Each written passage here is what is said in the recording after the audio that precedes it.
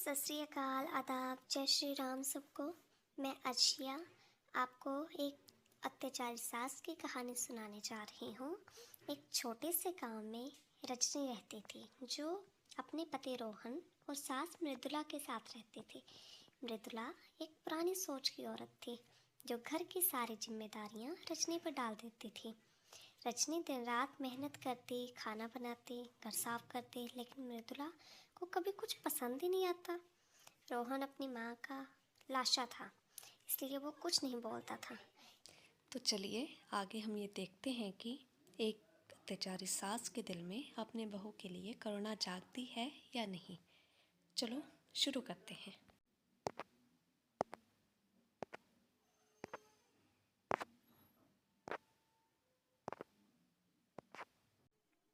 माँ जी, मुझे आपको कुछ बताना था। एक्चुअली मेरी तबीयत ठीक नहीं है, मुझसे खाना नहीं बनाया जा रहा है। बहू, वो सब कुछ मैं नहीं जानती। तुम्हारी तबीयत ठीक नहीं है, तुम्हें तब भी काम करना पड़ेगा। कौन करेगा तुम्हारी जगह काम?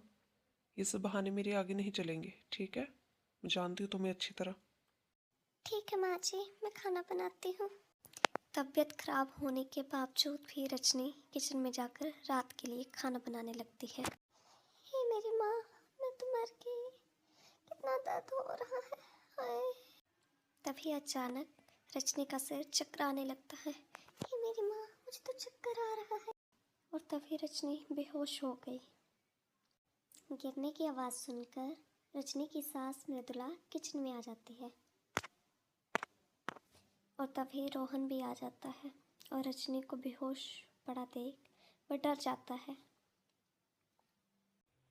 रजनी, रजनी, ये क्या हो गया तुम्हें? रजनी, उठो ना। रजनी, ये मेरे भगवान, ये क्या हो गया? रजनी, रजनी प्लीज मेरे लिए उठो ना, प्लीज रजनी। रजनी आंखें खोलो। रजनी, रजनी आंखें खोलो। थोड़ी ही देर में रजनी को होश आ जाता है।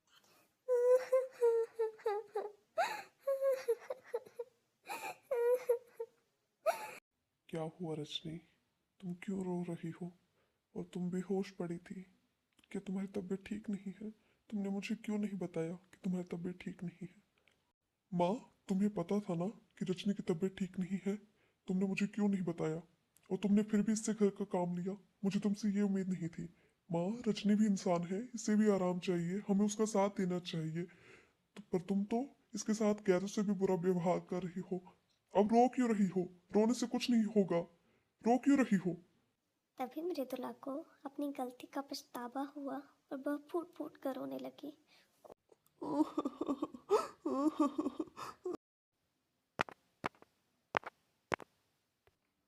बहू, मुझे माफ़ कर दे। मुझे मेरी गलती के लिए माफ़ कर दे, प्लीज़ मुझे माफ़ कर दे। ये जानते हुए भी कि तेरी तबीयत ख़राब है, मैंने तुझे किचन में जाकर के खाना बनाने के लिए कहा। कितनी निर्दयी सास हूँ मैं, इसके बावजूद भी तूने मेरे खिलाफ कुछ नहीं कहा। प्लीज़ मुझे माफ़ कर देना बहू। नहीं माँ जी, आपको माफ़ी मांगने की कोई ज़रूरत नहीं है। आप प्लीज़ माफ़ी मत मांगिए, आप तो मेरी माँ की तरह हैं। प्लीज़ माफ़ी मत मांगिए। मृदुला को अपनी गलती का एहसास होते ही तीनों ने साथ में खाना खाया और घर में प्यार भरा माहौल हो गया। सास और बहू की ये कहानी सिखाती है कि समझदारी और प्यार से किसी भी रिश्ते को निभाया जा सकता है। और हाँ दोस्तों, ऐसी ही कहानियाँ सुनने के लिए मेरे पेज को सब्सक्राइब करें और बेल आइकन को प्रेस करें। Bye bye.